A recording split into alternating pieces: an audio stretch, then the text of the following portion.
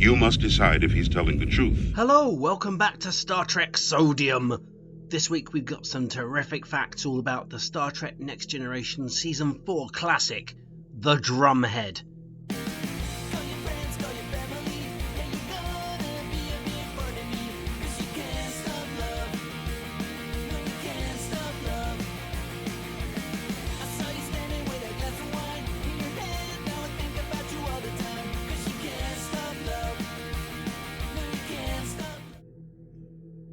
Now, The Drumhead is the shortest of all the Next Generation episodes, clocking in at only 43 minutes and 21 seconds. What The Drumhead lacked in airtime, it made up for with political intrigue and ethical conundrums. And now on to some facts about the episode that you didn't even know.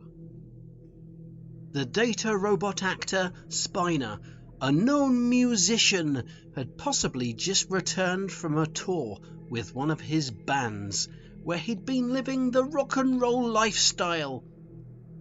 Having played over 10 shows in the previous week and a short West Coast tour, he drank enough for 20 people, and God knows what else he'd been taking.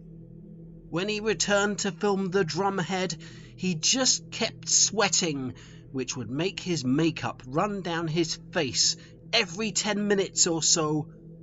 His wife, Petite Jasmine, was on hand to dab him down between takes. This went on for 2 disturbing days. The 2 days that Rick Berman would possibly look back on with jealousy, while Petite Jasmine wiped down her husband's wet face.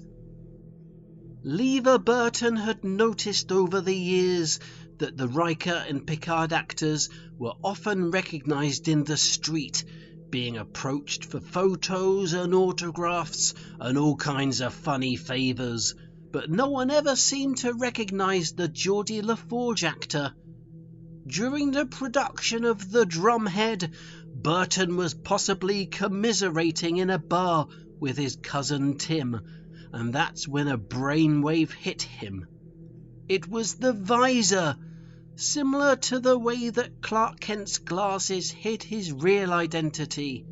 The futuristic visor that sat on Lever's face was hiding his true identity. The solution was clear. Lever Burton had 2 answers.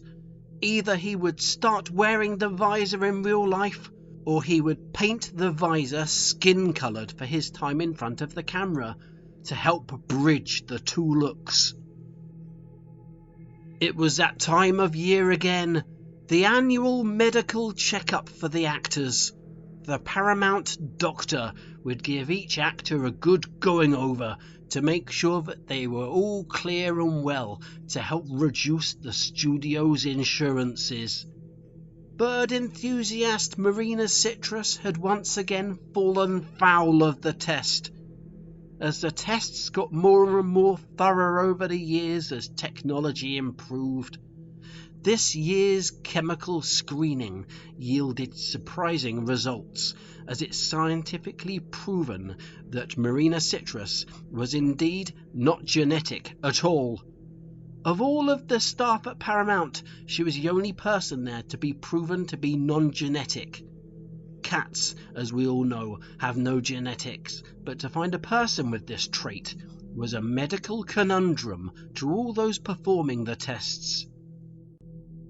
It was a surprise that the actors of Star Trek escaped with their lives when a freight train accidentally smashed into the Star Trek studio at full force, carrying a cargo of buttons, nitrogen, and precious beads. The derailment happened at 2:45 a.m, and the only 2 people in the building were Michael Westmore and the Worf actor, who always needed to start work early to apply his 7 hours of Klingon makeup. By the time the rest of the Star Trek actors had arrived, the train had driven off to its destination to make its delivery on time, but production had to be stalled for days while the studio was repaired with bricks and wood and binding. Chaos was unleashed when a wild dust bishop was unleashed in the studio. Having elderly actors in the building was a cause for concern. Such a shocking dust bishop could easily have led to a heart attack for the Nora Satie actress. As the oldest person to ever appear in Star Trek, Paramount had already had to take out an insurance policy for dealing with the infirm. Filming stopped as the older actors were locked away for their own safety as the dust bishop was dealt with in the most humane way possible. Gates McSomething barely managed to appear in the episode as her trips to the specialist doctors for enlargement had taken place just the week before. Because her proportions were thrown out of alignment, she had trouble fitting into the established costumes, leading to even more delays for her return to the screen while the uniforms were enlarged. If only they were made from 24th century fabric that could stretch indefinitely, but that isn't the case yet. Those of you with eagle eyes would surely note that the Wesley person still wasn't present in these late season 4 episodes, since supposedly leaving for his college years.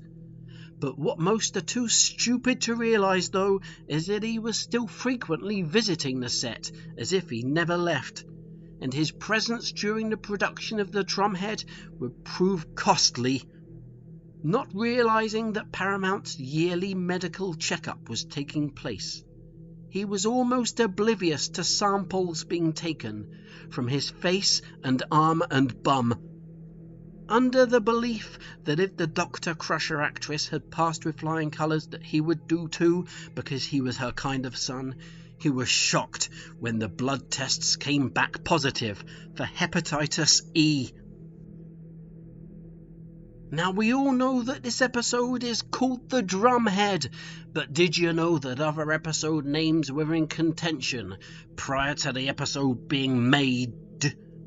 Other episode names that nearly made it were The Drum Top, The Splash Top, The Splash Mop, Minimum Candy, Minimum Drum, Olive, The Drump Pipe, The Drumps of Doom, Nora Satie's Picnic, and most surprisingly, Minimum Drum Satie Powder Barn Radiation Thoroughbred.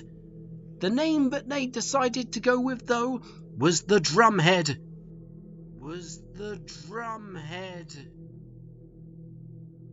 The B story of the episode had to sadly be abandoned as the main story of the court case took up the entire screen time.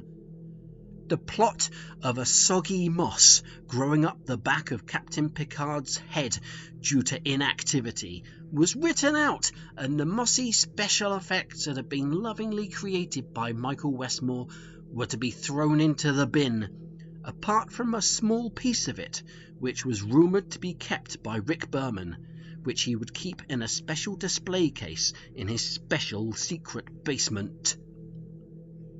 The producers of the show had decided that the shorter running time of the episode would allow the studio to sell another time slot for an extra commercial. Durex paid handsomely for the 40-second slot, spouting some nonsense about their Johnnies. Thanks for listening to these facts all about the episode The Drumhead.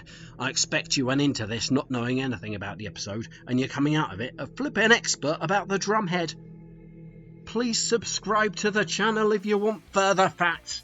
Like this flippin' video if you liked it, and come back next week if you want more facts that you didn't even know.